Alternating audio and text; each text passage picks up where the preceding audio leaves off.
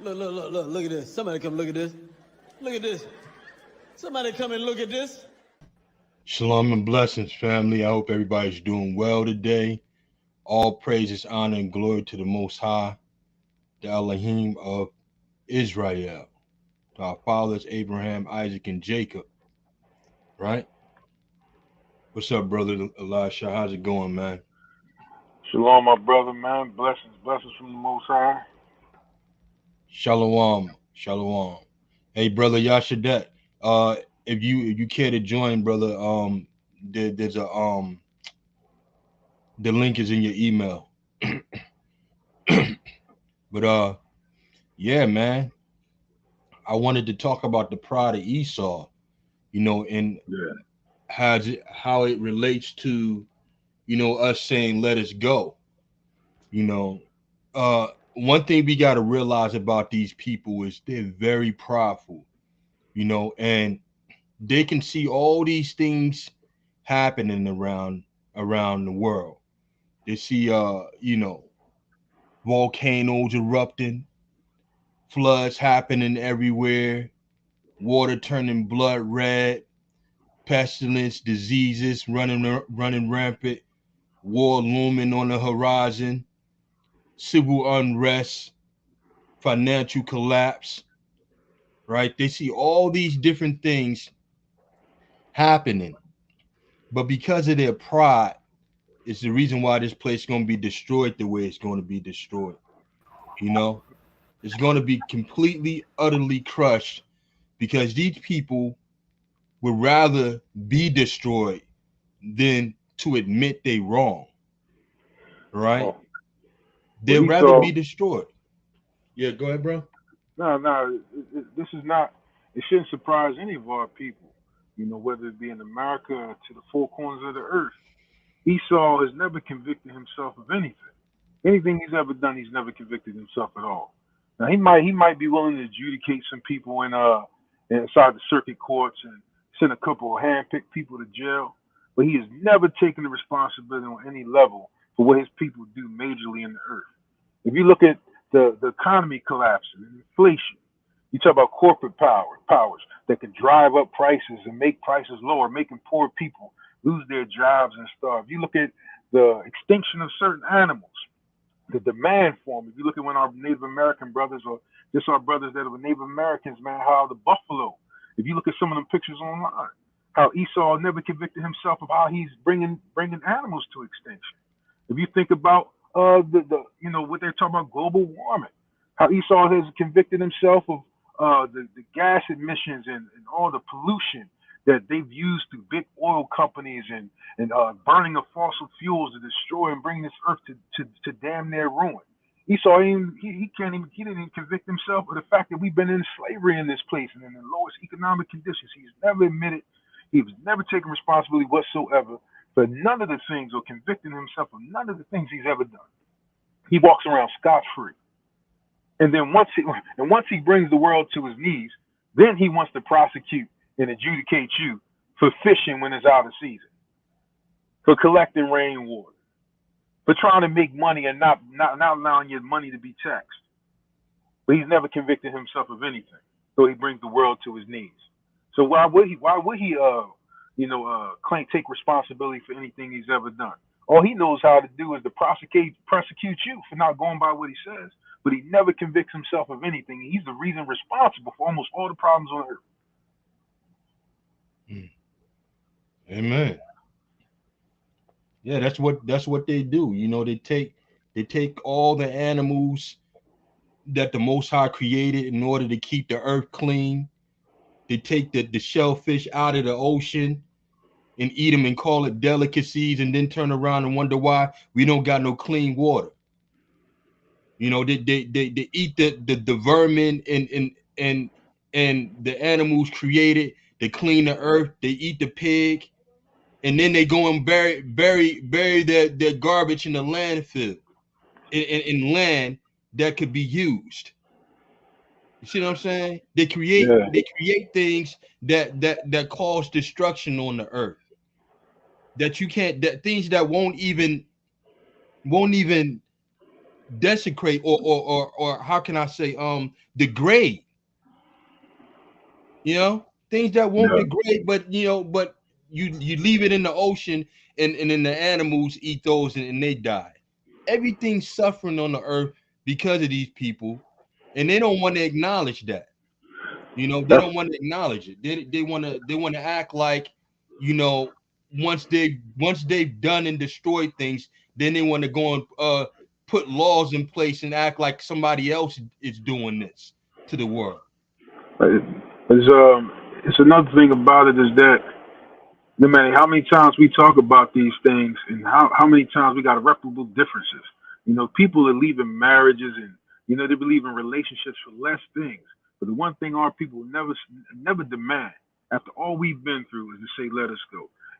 We done tried everything. We done been here through all the pressures that a man or woman can take. Normally somebody who wants to make a point to somebody else usually threatens to leave. This is like, I'm letting you know this is the last straw. You need to do something. And we haven't even hit them with that. We haven't even hit them with that so they can sit back and say, okay, these people are really done. They're done with us making excuses for all the oppression. They're done with us destroying everything and blaming them for it. They're done with us not taking no responsibility for the things we've done to them. Like Esau can't even say that much about us that we're tired of these things. That's why the whole thing is to say these things, get our people in mass to say, what, let us go. Let us Mm-hmm. go that we might live, man. Let us go that we can finally serve the Most High God. Obviously, we can't do it here. We've never been able to do it since we've been here. We get progressively worse. Every new agenda, we get progressively worse.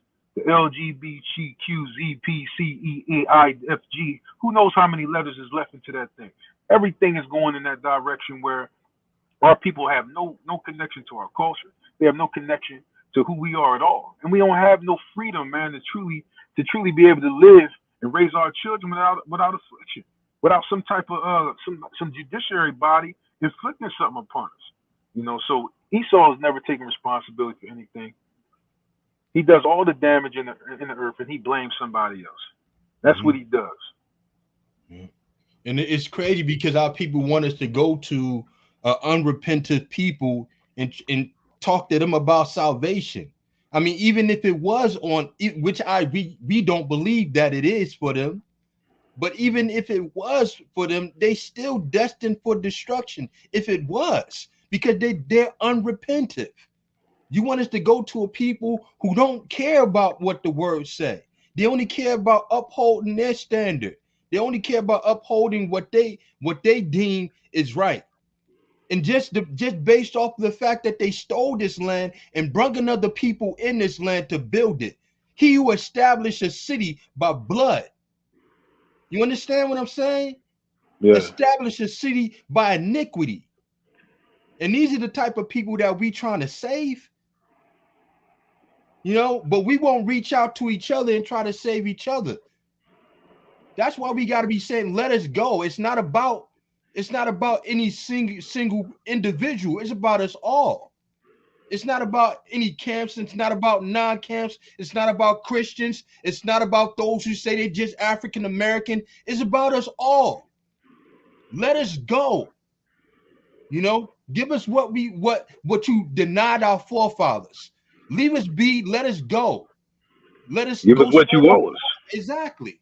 You Give us know. what you owe us. Don't. I've seen discussions where you got some Edomites or some nations saying, well, why don't y'all just get up and go, just leave? You know, as if we supposed to pay for these things, as if we're supposed to go to another place and just get another job or find a way to survive, as if we don't got a 400 year over 400 year credit with them. Not even a credit, a 400 year debt that we when we leave, we have every right to be able to reestablish ourselves as a nation. We should be able to go out there and build the Most High's temple like it talks about in the book of Haggai. But we shouldn't be out there, trying to scrape together rocks. And give us Mhm. our gold and our silver, and let us bring the precious things back into the temple of the Most High, that He may take pleasure in it. But these are the things that they look at us like we came here like pilgrims or something. Like we Yeah. came here like everybody else that came to settle, like the Spanish, the French, those who are from Great Britain, those who came from the different quarters of the earth, even the Chinese. They came here like they came here to find a new life, man. We came here on cargo ships. They came here with their hands free. We had chains on ours. They came here with their legs free to move in every direction. We had fitters on our feet. They could go and work where they want. We was forced to work in fibs. So it's like, don't sit here and tell me that, man, we can just up and leave. I need to save a couple money, maybe cash in my 401k and leave the country with my family while my people struggle back here. As if you don't like, as if we don't have a 400 year, you don't have a 400 year debt with us. Mm. Yeah, you do, and run that intangible money, gold and silver, like the scriptures say. So Esau don't get Tangible. off that easy. Yeah. We don't want no what do they call it? The fiat currency, We the don't want no promissory fiat note. currency. We want gold and silver, Yeah, but this right? look, check this out, brother. Not to interrupt you, but now it's supposedly Biden is trying to take the country to a cashless system. So just like when they stole the gold and silver from the so-called American people back during the Great Depression, or right after, when they took the gold and silver and put in place this promissory note system where they made everybody cash it in. Now they're saying turn your cash in and just have a credit line on the credit card. Now, if Look, anybody has ever dealt with debit cards and credit card knows that anything go wrong, these people freeze your account, and it's damn near like pulling nails out of a brick wall to get your stuff straight again. Imagine having to live in a society where they can just push a button and now you're broke, millionaires, or whatever the case may be. mm, So yeah, give us our gold and silver, man. Don't give us nothing where you can push a button. We're gonna give us a bunch of credit cards. Everybody gonna have a Cash App card. We all leave with $1 million on Cash App. mm. You know, Yeah, Esau would try something like that. and you know what, man? Something that we need to understand too as Israelites is that it's not wrong for us to say, "Let us go and give us what you owe us." Let me read something from out of the Zondervan's Pictorial Bible Dictionary, right, concerning borrowing, right? And I showed this in the video, but I'm going to read this from page 130, and it says, "Borrow, borrowing," and it says, "The Semitic people, as a general thing, have an eye to business, and it seems quite natural when leaving a place of service, whether as a hireling or a slave, to ask for a gift." In Exodus 3 and 22, 11 and 2, 12 and 35, the KJV unfortunately translates the Hebrew verb sha'al, ask, by the verb borrow, and so gives the wrong impression that the Israelites cheated the Egyptians, and worse still, that the Most High encouraged this borrowing. The fact is that the Egyptians, thoroughly cowed by the rigors of the 10 plagues, were willing to give largely in order to get rid of their troublesome guests. The Most High, in his providence, allowed Israel to despoil the Egyptians. And that's in Exodus 12 and 36. It says, in order to provide gold and silver for the tabernacle which was to be constructed. Surely the wrath of men shall praise thee. Psalm 76 and 10. The law of Moses gives careful direction concerning the responsibility of those who borrow or who hold property in trust, or who is criminally careless or in regards to property of another. Among the blessings promised Israel on condition of obedience is that they would be lenders and not borrowers. So for us to ask and say, look, give us what you owe and what you denied our forefathers and let us go. That is according to the customs of our people, according to the laws that our people went by.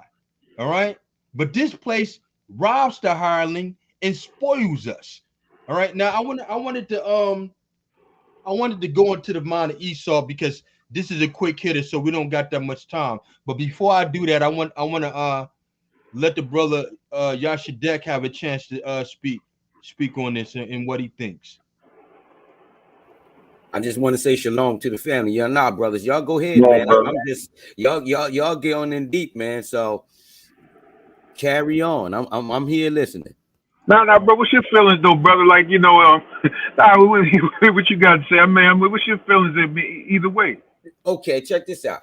Yesterday, it's funny because you bring this up because yesterday I was watching this video and it just so happened how Esau had this video up on why the U.S. if no one can come against, no one can defeat the United States, and it was talking about our geographical barrier. It just talked a whole bunch of BS, basically.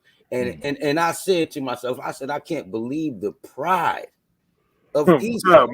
How he got the nerve to even imagine, you know what I mean? That the Most High, that no country can destroy him. And I said, but the Most High, he has something in plan for him, And plus, I was listening to my hero. I got this dude I call my hero. Every once in a while, I listen to this video from back. It's old, man. But what is it? The female asked the brother, do you love this country? I call him my hero, man, because he reads her the brother reads her rights, man. Lets them know, man, that you're on stolen land. Your fathers had to lie, your grandfathers had to steal. Every place you have, the only way they can live is through, just like brother Elisha was saying, Elisha, how you destroy everything they touch, they destroy. Plain and simple. I mean, it's like you pollute everything. You kill everything. You extinct everything. Everything they touch turns to dung. And I'm sorry, but go ahead. Yeah, and it's like, so I prayed, man. I mean, this is my prayer. And I pray that, the Most High account this cry. Let us go. As if he did send forth Moses and Aaron to go speak to Pharaoh, because we're speaking directly to Pharaoh, because he's looking at us anyway. So while you listening to us, Pharaoh, let us go. And let us go. Our Lord, everything you got, you stole. You for 110 years, as they was taking us out of Africa, they was also taking the gold, they was taking the sheep, they was taking the cattle, they took everything. We built this nation before we even built this nation. That's right. So it's time for us to cry out unto the Most High, because he says, in an acceptable time have I heard thee. And I believe that this is that acceptable time that the Most High is talking about. That's it. I'll say this. Someone asked, is this a Negro? This Israelites channel. All is welcome. Be respectful in your dialogue, and you're welcome here. Now I want to say this, man. That's nothing less than the Holy Spirit of what you just brought out. And all praises, honor, and glory to the Most High. With two or more gathered in His name, there He is in the midst of them. It's really remarkable that you said what you said concerning their pride, because I was just about to read Obadiah before I asked you about what you thought about what you were saying or what we said. So let's just take a look at Obadiah real quick, because I wanna make this short and sweet. So I'm going to share my screen. Let me know if you brothers can see the screen. Can you see it? Yeah. All right, great. So I'm going to read Obadiah, and I'm going to start from 1:1, and I'm going to go to 1:4. All right. You know what? I'll stop at 1:3. And it says in Obadiah 1:1, the vision of Obadiah. Thus said the Most High Elohim concerning Edom. We have heard a rumor from the Most High, and an ambassador is sent among the heathen. Arise ye, and let us rise up against her in battle. Behold, I have made thee small among the heathen. Thou art greatly despised. The pride of thy heart hath deceived thee. Thou that dwelleth in the clefts of the rock, whose habitation is high, that saith in his heart, who shall bring me down to the ground? All right, Esau. Who can destroy America? All right, the pride of your heart deceived you. All right, it's pride that cometh before the fall. Pride becomes from before the fall, and this is why their fall is going to be great, because this is what they do. They label these things on us, right? You can't relegate our nationality to a color. I understand, brothers and sisters. Some brothers and sisters want to hold to the understanding that we're black, but we're more than that. That's the color in the crayon box. Black does not denote a nation, but they try to make it denote us.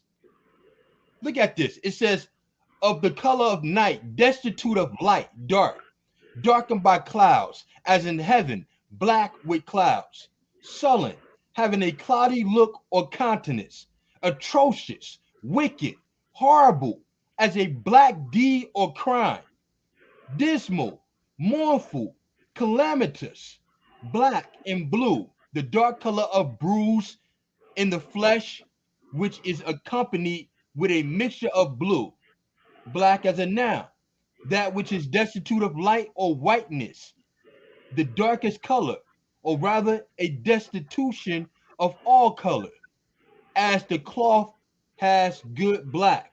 Then you say a Negro, a person whose skin is black. Our skin ain't black, it's brown. A black dress or mourning, as the cloth in black. Verb, transitive, and make black, to blacken, to soil. All right, and now you kind of get the idea, right? Now let's look at the other one. Let's look at this one.